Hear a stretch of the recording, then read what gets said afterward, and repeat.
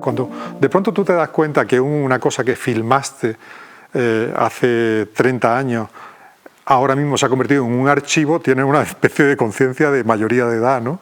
De que ya eres una persona muy mayor. Pero también eres consciente de que ese trovero de la Alpujarra del año 87 hoy en día puede ser una fuente de estudio sobre las letras de los trovos alpujarreños. O que aquella calle que cambió radicalmente porque era una calle de un barrio antiguo y que ahora se ha convertido en una avenida, tenía unos elementos que pueden ser interesantes. Y por supuesto un montón de personajes que han desaparecido, ¿no? Es decir, tengamos en cuenta eso, ¿no? Que hay un porcentaje enorme de gente que ha desaparecido.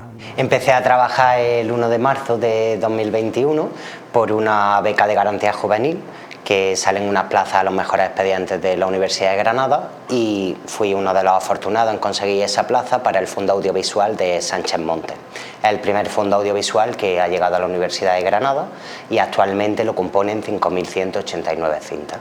En un momento dado, en el año 2015 aproximadamente, yo me di cuenta que lo que yo consideraba cintas realmente empezaban a tener una entidad mayor, es decir, que eran realmente documentos, en muchos casos históricos, que podían servir para estudios que tuvieran que ver con especialidades muy diversas.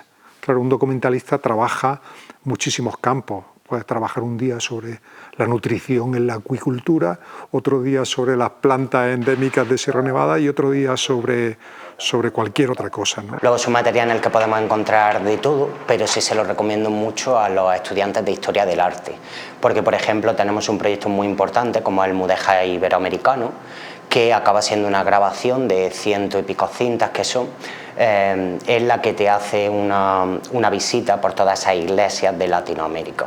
O también tenemos la Expo del 92 de Sevilla, grabada por Sánchez Montes, y sí también se puede hablar de un 20% del fondo si hablamos de la parte del flamenco. Aquí tenemos bastante de Enrique Morente y de Estrella Morente. Yo creo que un archivo como el que está ahora en la universidad, lo que aporta realmente es un conocimiento de distintas formas de pensar. De maneras que se han perdido. Muchas veces la gente mayor dice, o decimos, pues yo ya soy gente mayor, decimos, es que antes la gente tenía más educación, es que antes la gente era tal o era cual. Yo creo que las intervenciones de cientos de protagonistas de esas cintas, muchos muy conocidos y muchos desconocidos, lo que nos enseñan es una forma de hablar, una forma de comportarse, una forma de vivir la vida, que en muchos casos se ha perdido. Pues sirve para cualquier tipo de persona, investigador, porque podemos ver cómo era la Granada de hace años y podemos ver cómo es la Granada actual. Por lo tanto, para una persona que se dedique a la obra o se dedica al tema de la arquitectura o al tema del patrimonio, sí le sería muy interesante cualquier cinta de ese fondo audiovisual. También te serviría, por ejemplo, si eres una persona que te interesa el mundo eclesiástico, pues también hay muchísimas iglesias, muchísimas catedrales de las cuales se puede sacar contenido, o si por ejemplo eres una persona que se dedica a la literatura, también podrás sacar tanto contenido de Lorca como alguna entrevista como por ejemplo del gran Saramago. Partía de la base que esto tenía que ser un archivo de cesión gratuita, es decir, quería y quiero devolverle a la sociedad lo que la sociedad me ha ido dando y por tanto no me he fijado en nadie para tomar esta iniciativa. Me parece que realmente es algo obligado, es decir, que forma parte del patrimonio público y que hay elementos que realmente merecen ser conocidos y que si no se habrían quedado muertos, porque claro, al final hay que tener en cuenta que lo que hay ahora en el archivo, que son más de 4.000 cintas, en realidad no es como fotografía, sino que lo que había dentro de esas cintas solo lo conocía yo.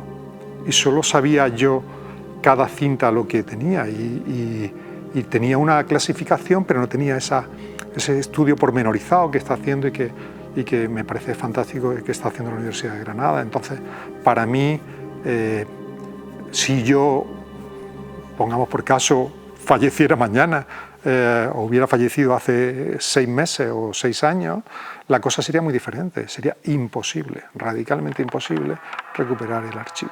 Pues en el fondo se han dedicado en un periodo de 2 años, y imagínate, a unas 40 horas semanales, ese es el tiempo que se ha empleado en la clasificación y ordenación del archivo.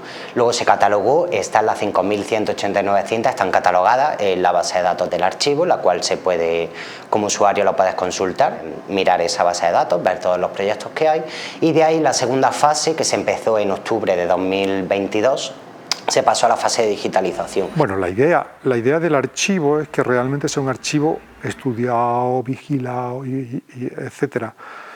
Para su uso industrial, digamos, yo he pedido que tener un cierto control, porque yo creo que no vale para cualquier cosa, entonces, y porque además hay un problema de cadena de derechos.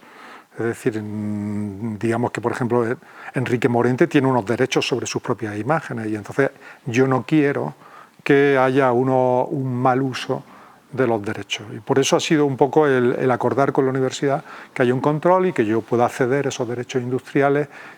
Tendría que ponerme en contacto en el caso de que sean de personas o de colectivos para asegurar que esa cadena de derechos, que a mí me ha preocupado muchísimo toda mi vida, es decir, yo he tenido la intención siempre de que todo el mundo fuera respetado, y no me gustaría que ahora dejara de serlo.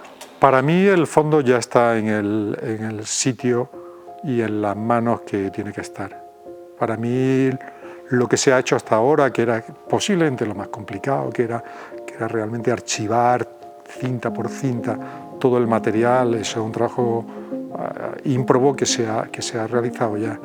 El siguiente paso es digitalizar todo eso, y el siguiente ya es mucho más sencillo, porque ya es simplemente que todo el archivo digital, que posiblemente será casi el triple de lo que hay ahora, se pueda volcar y se pueda realmente organizar. Pero ya con los materiales nuevos, los materiales digitales, la cosa funciona distinta, es mucho más veloz, es mucho menos trabajo.